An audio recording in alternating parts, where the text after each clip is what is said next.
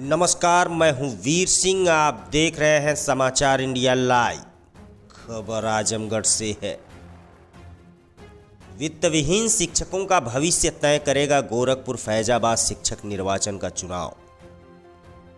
गोरखपुर फैजाबाद शिक्षक निर्वाचन चुनाव को लेकर मतदाताओं से संपर्क करते हुए तहसील सगड़ी के जीएनपुर डाक बंगले में प्रेस वार्ता कर त्रिवेणी प्रसाद त्रिपाठी, महामंत्री संगठन उत्तर प्रदेश अशासकीय माध्यमिक शिक्षक संघ ने कहा कि हमारे संगठन का मूल उद्देश्य शिक्षकों को शिक्षक समान दर्जा देना और उनके काम के आधार पर वेतन देना है, जिसकी लड़ाई लड़ते आ रहे हैं।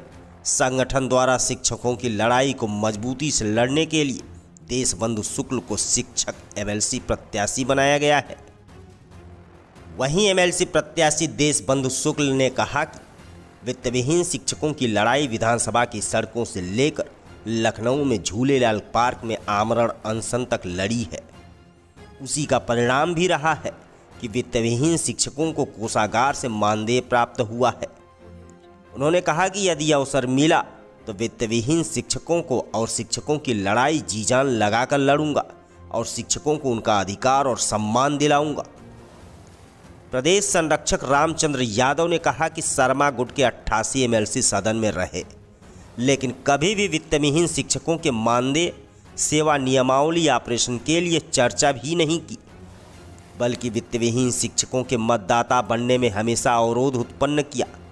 और जब हम लोगों के संघर्ष से जब यह मतदाता बन गए, तब यह घड़ियाली आंसू बहाकर आपके मत को लेने के लिए हर प्रकार से प्रयास करने लगे। इसीलिए सभी वित्त विहीन शिक्षकों से आग्रह है कि अपने मत का विभाजन न होने दे। मैं देशबंधु शुक्ला, उत्तर प्रदेश अशासकीय माध्यमिक शिक्षक संघ का प्रदेश उपाध्यक्ष हूँ। गोरखपुर में सरस्वती इंटरमीडिएट कॉलेज नाहरपुर, गोरखपुर में हिंदी का प्रवक्ता हूँ। उत्तर प्रदेश अशासकीय माध्यमिक शिक्षक संघ, राष्ट्रीय शिक्षक कर्मचारी कल्याण महासंघ एवं स्ववित्त पोषित विद्यालय महासभा द्वारा गोरखपुर फैजाबाद शिक्षक निर्वाचन क्षेत्र का प्रत्याशी हूँ। मेरे जीवन का ये लक्ष्य रहा है, अध्यापक किसी वर्ग का हो, चाहे वो प्राइमरी का हो, चाहे माध्यमिक का हो, चाहे यूनिवर्सिटी का हो, मेरे जीवन का लक्ष्य है अध्यापक की पीड़ा मेरी पीड़ा। अगर मेरे संज्ञान में कहीं अध्यापकों की पीड़ा आई तो मैं उस समस्या के समाधान के लिए अंतिम क्षण तक प्रयास करता हूँ। सफलता मिलती भी है, आगे कई बाधाएं भी आती हैं, लेकिन मैंने अपने पूरे जीवन को शिक्षकों के लिए समर्पित कर दिया है। इसलिए 2008 से लेकर 2011 में उत्तर प्रदेश की धरती पर पहली बार झूलेलाल पार्क में 32 अपने शिक्षकों के साथ आमरण अनशन पर था।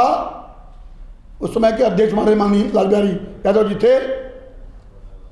उस आमरण अनशन में मैं ही अस्वस्थ हुआ, बलरामपुर हॉस्पिटल में भर्ती कराया गया और उसका परिणाम रहा, जो हम नारा देते थे कि वेतन लेंगे सरकार से और लेंगे कोषागार से, मेरे उस आमरण अनशन की देन रही मित्रों कि उत्तर प्रदेश की सरकार ने हमें कोषागार से हमारे शिक्षकों को मानदेय दिया। और मैं विश्वास दिलाता हूँ आपके माध्यम से, अगर हमारे शिक्षकों ने, हमारे सम्मानित शिक्षिका बहनों ने अगर मुझे सदन में भेजा तो सदन नहीं चलने दूंगा, सदन में बैठ जाऊंगा और तब तक नहीं उठूंगा, सदन को तब तक नहीं चलने दूंगा जब तक हमारे शिक्षकों को वेतन और हमारे जो शिक्षक कर्मचारी हैं जिनका पेंशन बंद हुआ है, पेंशन की घोषणा नहीं होगी, तब तक मैं उठूंगा नहीं। एक मामला है शिक्षकों का, अशासकीय शिक्षकों का जी। अखिलेश सरकार में जो वेतन जो है देने की बात हुई, लेकिन अब तक इनका पास नहीं हुआ, इस पर आपका क्या कहना है? इस सरकार में देखिए, माननीय अखिलेश यादव जी ने, धन्यवाद तो उनको है, उन्होंने हम लोगों को मानदेय दिया, लेकिन उनको अधिकारियों ने ऐसा सिखा दिया जब सदन में मानदेय पास हुआ था वहाँ कहीं न विशेष मानदेय नाम था न कहीं प्रोत्साहन मानदेय नाम था। अधिकारियों के बहकावे में आने के बाद उन्होंने उस मानदेय के आगे लगा दिया विशेष मानदेय, और जब उससे भी उनका मन नहीं भरा तो विशेष प्रोत्साहन मानदेय लगा दिया, और जब उससे भी उनका मन नहीं भरा कि अध्यापक चले जाएंगे कोर्ट, तो अंत में जो उन्होंने लगाया अपना भी पैर काटा और हमारे अध्यापकों के पेट में छुरा उन्होंने वो दिया, जो उसने लिख दिया कि यह भविष्य के लिए दृष्टांत नहीं होगा। अगर यही भविष्य के लिए दृष्टांत नहीं होगा, अगर माननीय अखिलेश जी नहीं अगर लिखे होते तो आज माननीय योगी जी नहीं किसी की सरकार होती तो 2 अरब रुपया तो हमको मिलता ही, हमारे खाते में 2 अरब और जाता। यही थोड़ी गलती हो गई थी माननीय अखिलेश जी से। अब इसमें सुधार हो सकता है? सुधार तो हो सकता है। कैसे?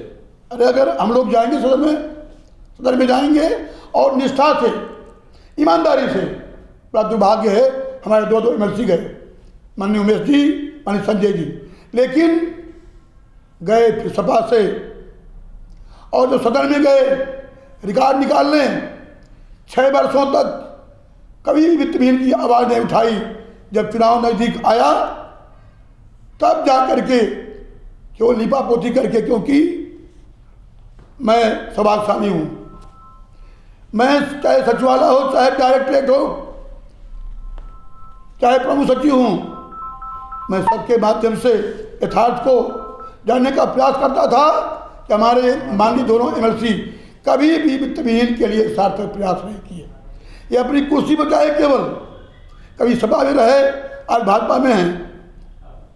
एक यहाँ के माननीय एक प्रत्याशी MLC के हैं अजय सिंह जी, इनके लिए क्या कहें? ये तो न शिक्षक हैं, न कर्मचारी हैं, न प्राचार्य हैं, और शिक्षक के चुनाव में आकर के केवल मैं आपके माध्यम से कहना चाहता हूँ, केवल शर्मा गुट के प्रत्याशी को जिताने के लिए, वित्तहीन के मत का विभाजन करने के लिए ये अजय सिंह मैदान में हैं। मेरा आप सभी से आग्रह है, वित्तहीन का मत बटे नहीं, मेरे इस बात को पहुँचाएँ कि अगर वित्तहीन का शिक्षक अगर सदन में नहीं जाएगा तो पुनः ये वित्तहीन शिक्षकों का कोई कहीं बात नहीं करेगा।